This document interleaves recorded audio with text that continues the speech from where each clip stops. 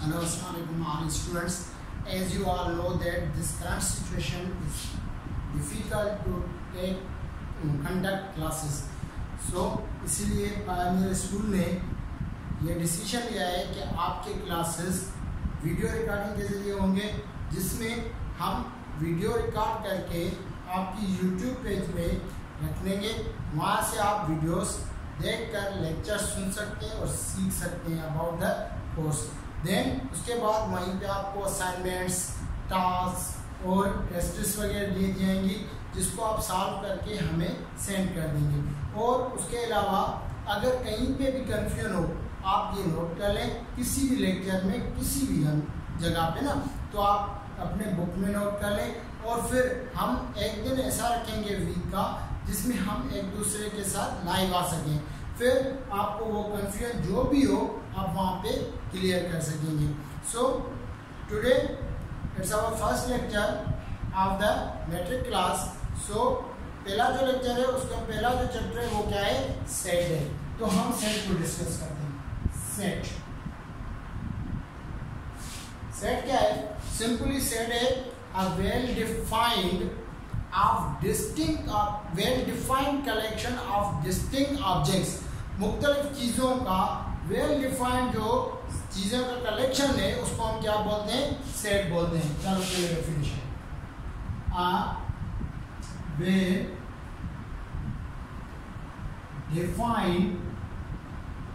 well defined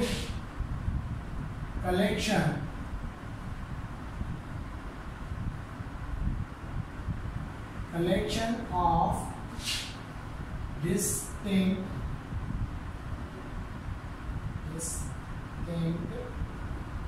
objects।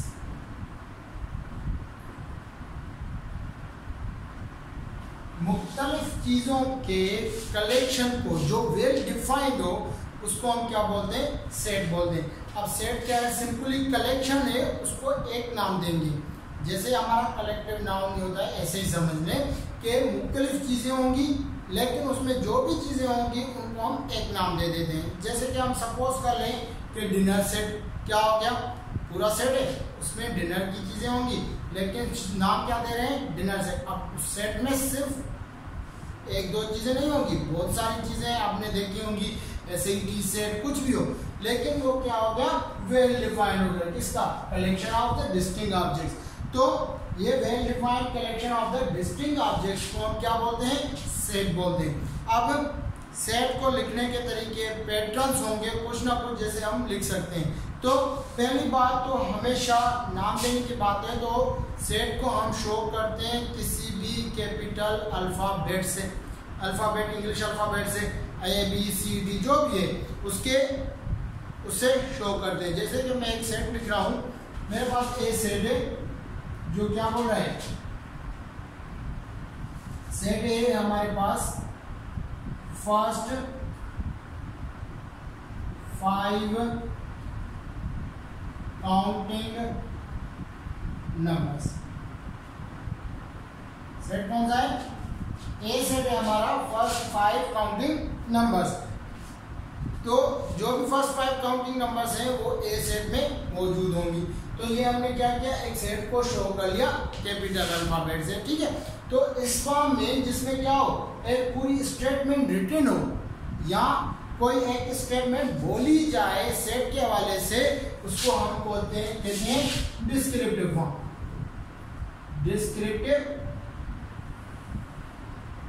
Descriptive form ये क्या कह रहा है, एक फॉर्म बता रहा है, डिस्क्रिप्टिव फॉर्म। कौन सी? एक स्टेटमेंट दे रहा है किसी भी सेट के बारे में, तो उसको हम क्या बोलते हैं, डिस्क्रिप्टिव फॉर्म।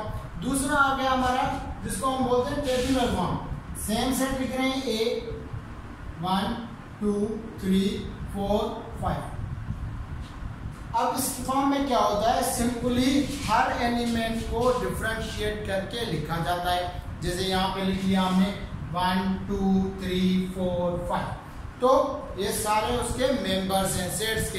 हर एलिमेंट को डिफरेंट करके लिखा जाता है, अलग अलग करके लिखा जाता है, तो उसको बोलते हैं हम क्या, टेबुलर फॉर्म। Tabular form. क्योंकि ये किस फॉर्म है, टेबल फॉर्म है ना, तो इसको क्या बोलते हैं, टेबुलर फॉर्म। और इसको दूसरा नेम भी दिया गया है, वो है रोस्टर फॉर्म, रोस्टर फॉर्म। अब रोस्टर फॉर्म भी इसका नाम है और टेबुलर फॉर्म भी इसी का नाम है। तो सिंपली अगर हम बात करें, वही सेट है जो डिस्क्रिप्टिव फॉर्म में लिखा हुआ है, वही सेट है जो टेबुलर फॉर्म या रोस्टर फॉर्म में लिखा हुआ है। अब उसको हम क्या बोलते हैं, ए सेट इज इक्वल 1 2 3 4 5। अगर हम ए सेट की बात करेंगे तो सेट हमारा कौन सा है, 1 2 3 4 5। ये डिफरेंट सेट्स हो सकते हैं, ए में लाजमी नहीं हर वक्त 1 2 3 4 5 हो, कुछ भी नंबर्स आ सकते हैं, बस उसको शो कर रहे हैं कि सेट है कौन सा, ठीक है। और पहली बात, दूसरी बात कि सेट ऑलवेज शो होता है कैपिटल अल्फाबेट से अगर वही अल्फाबेट उसके एलिमेंट्स हो, वही अल्फाबेट उसके एलिमेंट्स हो तो वो स्मॉल लेटर्स में आएंगे। किस में आएंगे, स्मॉल लेटर्स में। सपोज करें बी सेट है हमारा, जिसमें है ए बी सी डी। अब देखें इसमें ये स्मॉल लेटर्स हैं, शो किससे हो रहा है, कैपिटल बी से। ऐसे ना हो कि अगर मैं ऐसे लिख लूं A is equal to A B C D. अब देखें यहां पे जो ये सेट है ए बी सी डी, ये सेट है, इसमें एलिमेंट जो है या मेंबर्स जो भी हैं वो स्मॉल अल्फाबेट्स में, ठीक है। और जो शो कर रहा है वो कैपिटल में। यहाँ पे क्या हो रहा है, स्मॉल शो कर रहा है और कैपिटल मेंबर्स हैं या एलिमेंट्स हैं, तो ये नहीं हो सकता। कैसे होगा, स्मॉल मेंबर्स होंगे, कैपिटल शो कर रहा होगा सेट। अब इसको बोलते हैं, इनको बोलते क्या है, मेंबर्स और एलिमेंट्स। आप जो भी बोले, मेंबर्स बोले या एलिमेंट्स बोले, तो ये क्या है, ए सेट के मेंबर्स हैं या ए सेट के एलिमेंट्स हैं। आई होप यहाँ तक क्लियर होगा, क्लियर। तो आगे चलते हैं।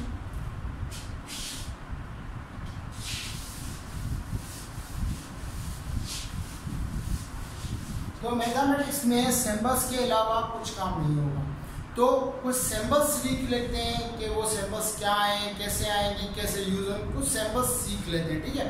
अगर वो सिंबल्स सीख लेंगे तो फिर आगे हमें और इजी होगा। तो कुछ सिंबल्स के बारे में बता देता हूँ। एक सिंबल होती है ये, जिसको बोलते हैं बिलोंग्स टू, बिलोंग्स टू। इसका मतलब क्या होता है, ये किसी ना किसी चीज का ताल्लुक शो करता है, ये उससे ताल्लुक रखती है या नहीं रखती। सपोज करते हैं मैं सेम सेट लेता है, ए सेट इज इक्वल टू 1 2 3 4 5, सही है। यहाँ पे देखिए ये जो 1 है वो ए सेट से बिलोंग करता है, उसका वास्ता है, ताल्लुक है, हाँ है तो वो बिलोंग करेगी, अगर नहीं होगा तो डज नॉट बिलोंग। तो पहले बिलोंग करती है, देखें अगर मैं 1 लिख लेता हूँ तो ये क्या करते हैं, बिलोंग करते हैं किसे, ए से। अब हमने सिंबल्स के जरिए लिख लिया, वैसे लिखते हैं 1 बिलोंग्स टू ए।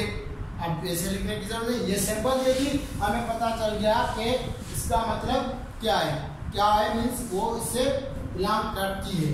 कौन सा क्या बिलोंग करता है, 1।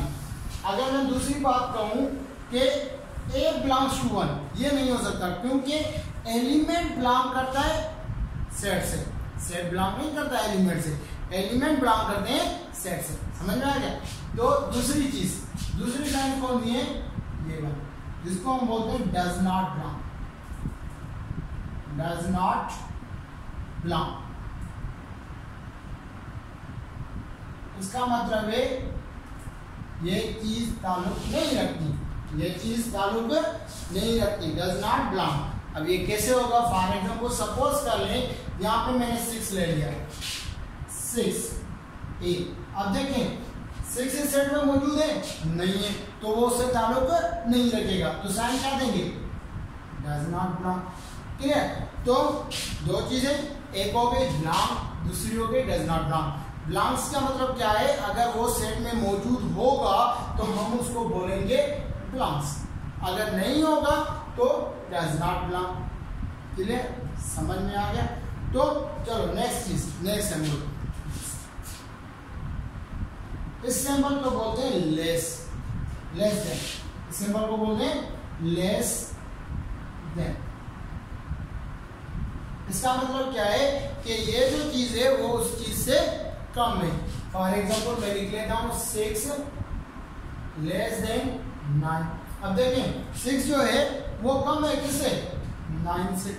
वो कम है 9 से, क्लियर? तो लेस देन का मतलब क्या है? 6 कम है 9 से। और अगर मैं दूसरी बात कहूँ वो हो गई ग्रेटर देन। ग्रेटर देन, अब ग्रेटर देन क्या है? सिंपल एक चीज जो दूसरे से बड़ी हो, ज्यादा हो, उसको क्या बोलते हैं? Greater than. For example 7 greater than 3। अब 7 क्या है? ग्रेटर है किससे? 3 से। अब ये ग्रेटर देन का मतलब क्या हो गया कि वो ग्रेटर होगा, उससे बड़ा होगा, पहले वाला नंबर उससे बड़ा होगा। अगर लेस देन की बात होगी तो पहले वाला नंबर दूसरे नंबर से कम होगा। समझ में आया? देन इसके बाद सेकंड से थर्ड सिंबल जो है वो है लेस आर इक्वल, जिसको बोलते हैं less or equal. Less or equal का मतलब क्या है? अगर कोई भी नंबर हो, या तो वो कम हो सकता है या इक्वल हो सकता है, क्लियर? इससे ज्यादा नहीं हो सकता, या तो कम हो सकता है या ज्यादा से ज्यादा उसके इक्वल हो सकता है। फॉर एग्जाम्पल मैं 6 लिख लेता हूँ और यहाँ पे क्या लिखता हूँ? Less or equal. देखो यहाँ पे 6 कम है 9 से, तो लेस का सिंबल लगा हुआ है लेकिन इक्वल नहीं है। फिर भी हम बोल सकते हैं, कहीं पे भी लिखा हो लेस आर इक्वल, कि हमारे माइंड में ये आ सकता है ये उसके इक्वल हो सकता है। फॉर एग्जाम्पल ये कंडीशन जैसे भी हो सकती है 6 is less or equal to 6, तो यहाँ पे क्या हो गया? इक्वल हो गया। कंडीशन कुछ भी हो सकती है कि ये जो पहले वाला नंबर है दूसरे वाले नंबर से या तो कम होगा या इक्वल होगा, उससे ज्यादा नहीं होगा। यहाँ पे तो क्लियर था कि वो नंबर कम होगा, इक्वल नहीं होगा। यहाँ पे कंडीशन क्या हो गई? इक्वल हो सकता है, इक्वल से कम भी हो सकता है, लेकिन ज्यादा नहीं हो सकता। फिर देख सेकेंड साइन क्या है? Greater or equal. Greater or equal, greater or equal क्या है? सिंपल वो नंबर या तो उससे ज्यादा होगा या उसके इक्वल होगा, उससे कम नहीं होगा। फॉर एग्जाम्पल लिख लेते हैं हमारा same example 7 greater or equal to 3, तो ऐसे भी लिख सकते हैं 7 ग्रेटर आर इक्वल टू 7, कुछ भी हो सकता है। अब यहाँ पे इक्वल है, यहाँ पे ग्रेटर है, तो इससे कम नहीं हो सकता, इससे कम नहीं हो सकता, या उससे ज्यादा होगा या उसके इक्वल होगा। तो उम्मीद करता हूँ ये साइंस आपको समझ में आ गई होंगी। ये चंद चीजें बिलोंग्स टू मीन्स ताल्लुक रखना, उसका उससे ताल्लुक होगा या नहीं। Does not belongs two means उसका ताल्लुक नहीं होगा। लेस होगा, ग्रेटर देन मीन्स उससे ज्यादा होगा, less or equal to means उससे कम होगा या इक्वल होगा। तो ये सिर्फ जब हम साइंस की बात करते हैं तो हमें अंदाजा हो जाता है हम बात क्या करें और किस अंदाजे से करें, इसके हवाले से करें, ठीक। और अगर मैं बात करूं ग्रेटर आर इक्वल, तो इसमें ज्यादा कंडीशन क्या होगी? या तो वो नंबर ज्यादा होगा या उसके इक्वल होगा, उससे कम नहीं होगा। तो ये हो गई चंद साइंस, कुछ सैंपल्स हो गई और इसका यूज आ गया। तो इससे थोड़ा आगे चलते हैं। अब जैसे सेट्स की बात की हमने, तो मैथमेटिक्स में नंबरिंग के हवाले से चंद सेट्स हमने पहले ही रखी हैं जो पूरे नंबर्स को डिस्क्राइब करेंगे, जो पूरे नंबर्स को डिस्क्राइब करेंगे। अब अगर मैं काउंटिंग नंबर्स की बात करूं 1 2 3 अप टू सो ऑन, तो हो गए हमारे कौन से? Natural numbers. कौन से नंबर हो गए? नेचुरल नंबर्स, जिसको हम किससे शो करें? n से। तो काउंटिंग नंबर्स में क्या होगा? जो हम काउंट करने के लिए यूज करते हैं, जो हम काउंट करने के लिए यूज करते हैं उसको हम बोलते हैं काउंटिंग नंबर्स। काउंटिंग नंबर्स जो हम काउंट करने के लिए यूज करते हैं, for example 1 2 3 4 5 6 7 up to infinity, means ना खत्म होने तक, वो सारे के सारे काउंटिंग नंबर्स होते हैं और वो ऑलवेज होते हैं किसमें? पॉजिटिव में, प्लस में होते हैं, ठीक है। तो पहला हमारा सेट कौन सा आ गया? नेचुरल नंबर्स, जिसको हम बोलते हैं काउंटिंग नंबर्स। तो अगर हम कहीं पे भी शो कर लें कि नेचुरल नंबर मीन्स हमारे जहन में आ जाएगा वो नंबर जो काउंटिंग में और जो स्टार्ट हो रहे हैं किससे 1 से लेकर इन्फिनिटी तक। ठीक, अगर हम दूसरा सेट लें जिसको हम बोलते हैं होल नंबर्स। देखें यहाँ पे जो नेचुरल नंबर था वहां पे एक नंबर की कमी थी, वो थी 0 की। कौन सी 0 थी। तो होल नंबर ने क्या किया उसको कंप्लीट कर लिया। अब क्या हो गया 0 1 2 3। अगर कोई हमें बोलेगा कि होल नंबर से हमारे जहन में क्लियर आ जाएगा कि उसमें 0 शामिल होगा और दूसरे कौन से नंबर शामिल होंगे counting numbers means natural number plus 0 is known as whole number. अगर नेचुरल नंबर में 0 ऐड कर लिया एज अ मेंबर तो वो कन्वर्ट हो जाएगा होल नंबर में। तो ये जो सेट है वो हमारा कंप्लीट हो गया। फिर आगे चलते हैं किसमें इंटीजर्स, इसको बोलते हैं इंटीजर्स। ठीक, इंटीजर्स में क्या हो गया हमारा एक आ गए, जैसे हम एक साइंटिस्ट है जिसने लिखा 3 -4 तो आंसर आ गया -1। अब ये दोनों सेट में शामिल नहीं था, फिर कंफ्यूजन पैदा हो गई। फिर उन्होंने क्या किया इंटीजर्स डेवलप किए। इंटीजर्स क्या होते हैं सिंपल वो नंबर्स नेचुरल नंबर्स का नेगेटिव ले लिया और उसमें शामिल कर लिए खुद नेचुरल नंबर पॉजिटिव वाले और whole numbers. Mean simply integers क्या है simply combination of negative natural numbers and whole numbers. Combination of natural negative numbers and whole numbers. तो वो कन्वर्ट हो गए किसमें इंटीजर्स में। तो सिंपल हम देख सकते हैं -∞ से लेके -3 -2 -1 ये हो गया होल नंबर्स 0 अगेन ये 1 2 3। अब ये नेगेटिव में भी नहीं खत्म होगा पॉजिटिव में भी नहीं खत्म होगा। तो सिंपल इनको हम क्या बोलते हैं इंटीजर्स। इंटीजर्स कौन से हैं जो नेगेटिव में भी हो और पॉजिटिव में भी हो। मींस वो इंटीजर्स क्या है वो नंबर्स जो नेचुरल नंबर्स में नेगेटिव साइंस में भी हो और नेचुरल नंबर्स पॉजिटिव साइन में भी हो और दरमियान में 0 आ जाए उसको क्या बोलते हैं इंटीजर्स। देन उनके अलावा कुछ और नंबर्स हैं जैसे हमारे पास इवन नंबर्स हैं। इवन नंबर्स तो पता होगा कौन से 1 4 6 एंड सो ऑन। जो इवन नंबर्स मींस वो नंबर्स जो 2 से डिवाइड हो, जो 2 से डिवाइड हो। सिंपली वो सारे नंबर्स जो 2 से डिवाइड होते हैं उनको हम इंटीजर्स इवन नंबर्स बोलते हैं। देन दूसरे हमारे नंबर्स आ गए ऑड नंबर्स जो हमारे कौन से odd 1 3 5 7 and so on. Means her even number से दूसरा नंबर ऑड नंबर होगा। सिंपल सीरीज में बात करें कि हर सेकंड नंबर के पहले इवन नंबर आएगा फिर ऑड आएगा फिर इवन फिर ऑड फिर इवन फिर ऑड। क्लियर। तो दूसरा सेट कौन सा हो गया हमारा ऑड नंबर्स का। उनके अलावा तीसरा सेट हो गया जिसको हम बोलते हैं प्राइम नंबर।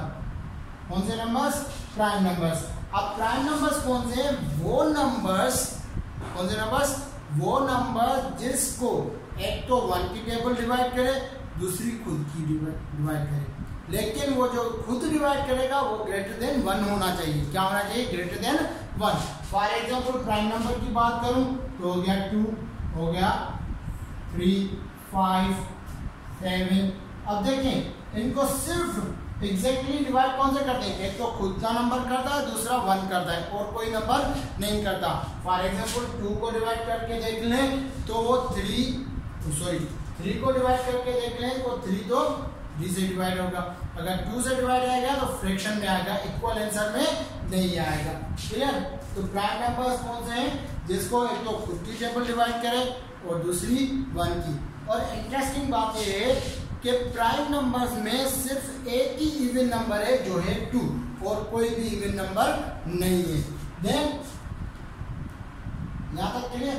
चलो आगे थोड़ा जिसको हम बोलते हैं अब 2 सेट्स ऐसे हैं जो इंटरेस्टिंग है बहुत इंटरेस्टिंग है जिसमें एक नंबर आ गया हमारा सेट है जिसको हम बोलते हैं रेशनल नंबर।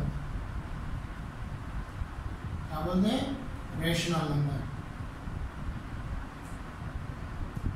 अब रेशनल नंबर कौन से हैं वो नंबर्स जो P/Q फॉर्म में हो।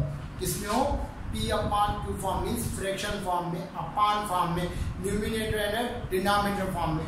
अभी तक ऐसा कोई फॉर्म नहीं पड़ा, देखने में कोई नजर नहीं आया, लेकिन कंडीशन में तो कुछ भी हो सकता है। तो अगर फ्रैक्शन फॉर्म में कोई नंबर है उसको हम बोलते हैं क्या, रेशनल नंबर। अब वो कैसे होंगे, numbers which can be written in P upon Q form. जो नंबर हो वो क्या हो, P अपॉन Q फॉर्म में रिटन हो, तो उसको हम क्या बोलते हैं, रेशनल नंबर।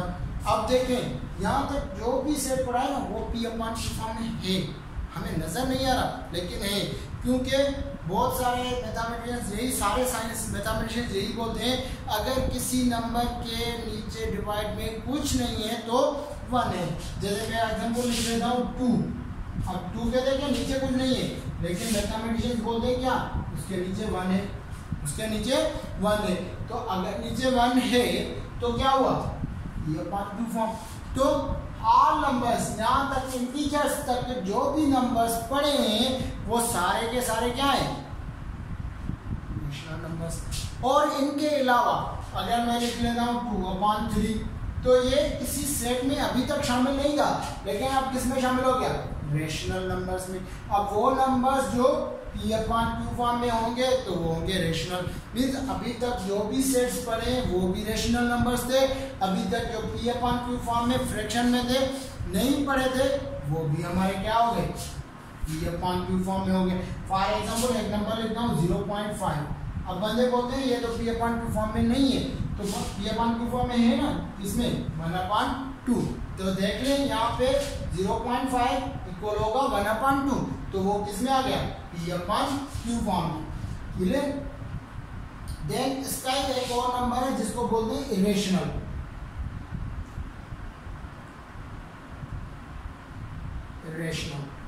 अब इरेशनल नंबर क्या है, वो नंबर जो P अपॉन Q फॉर्म में ना हो, वो नंबर जो P अपॉन Q फॉर्म में ना हो उसको हम क्या बोलते हैं, irrational numbers. Means number which can not be written in P upon Q form। जो number P upon Q form में ना हो उसको हम क्या बोलते हैं, इरेशनल नंबर। अब ये कौन से नंबर है जिसको हम P अपॉन Q फॉर्म में नहीं लिख सकते। यहाँ तक जो भी नंबर्स पढ़े थे वो तो P अपॉन Q फॉर्म में थे, और जहाँ भी हम देखते हैं इवन फ्रैक्शनल डेसिमल में थे वो भी हमारे P अपॉन Q फॉर्म में हैं। तो सिंपली यहाँ पे सिर्फ 3 नंबर्स आएंगे जो P अपॉन Q फॉर्म में कभी नहीं लिख सकते, कभी भी नहीं लिख सकते, ठीक है। तो वो P अपॉन Q फॉर्म में नहीं होंगे। वो तीन नंबर कौन से हैं, एक नंबर आ गया E जिसको हम बोलते हैं एक्सपोनेंशियल, और इसकी वैल्यू होती है 2.81 समथिंग, 2.81 समथिंग, इससे कंटिन्यू है, ठीक है। और दूसरा नंबर आ गया हमारा पाई की वैल्यू क्या है 3.14 और सो ऑन, ठीक है। ये भी हमारा डेसिमल नंबर में, लेकिन ये P अपॉन Q फॉर्म में कभी नहीं लिख सकते हम इनको। P अपॉन मींस ऐसा कोई नंबर हो जिसको रखें और उसको डिवाइड करें किसी और नंबर से तो ये वैल्यूज आए, ये पॉसिबल नहीं। हाँ अप्रोक्सीमेटली आ सकती है, एग्जैक्टली नहीं आ सकती, अप्रोक्सीमेटली मींस उसके इक्वल हो सकता है, पॉइंट के बाद डिफरेंस आ सकता है।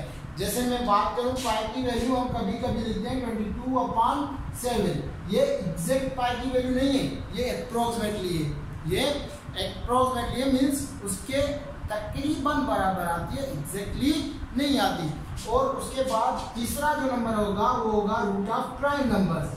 जो भी प्राइम नंबर हो अगर उसका रूट ले लें वो इरेशनल नंबर होगा। तो ये 3 नंबर हैं जो सिर्फ इरेशनल नंबर में होते हैं और कोई नंबर नहीं होगा। तो इरेशनल नंबर्स में कौन कौन से नंबर हैं, ई आ गया, पाई आ गया और रूट ऑफ प्राइम नंबर्स आ गए। क्लियर। तो यहाँ तक समझ में आ गया। चलो लास्ट सेट को डिस्क्राइब करते हैं, डिस्कस करते हैं।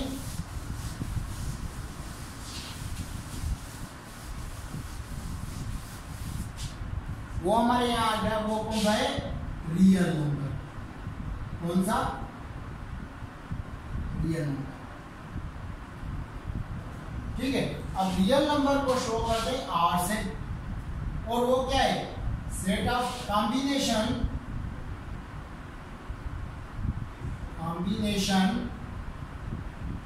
Of rational and rational number. Combination of rational and rational number. अगर हम कंबाइन करके रखें किसको, rational numbers and rational numbers को, तो वो पूरा का पूरा आ जाएगा इसमें, रियल नंबर्स में। मीन्स अभी तक जो भी सेट्स हमने डिस्कस किए हैं वो सारे के सारे सेट्स मौजूद है किसमें, रियल नंबर्स में। अब देखें, नेचुरल नंबर रेशनल नंबर में मौजूद था, और रेशनल नंबर खुद रियल नंबर में मौजूद है। तो होल नंबर्स, इंटीजर, सारे के सारे रेशनल नंबर में मौजूद है। अब वो खुद किसका मेंबर हो गया, रियल नंबर का। और रेशनल नंबर, इन सारे के अलावा एक और सेट था जो था इरेशनल, वो भी खुद मौजूद हो गया रियल नंबर्स में। अब सिंपली समझें कि हमारा जो रियल नंबर है वो सुपर सेट है सबका, सबका सेट, बड़े में बड़ा जो सेट है वो क्या है, रियल नंबर। क्लियर? तो आज के लिए इतना ही, इंशाल्लाह फिर अगले लेक्चर में मुलाकात होगी। अस्सलाम वालेकुम।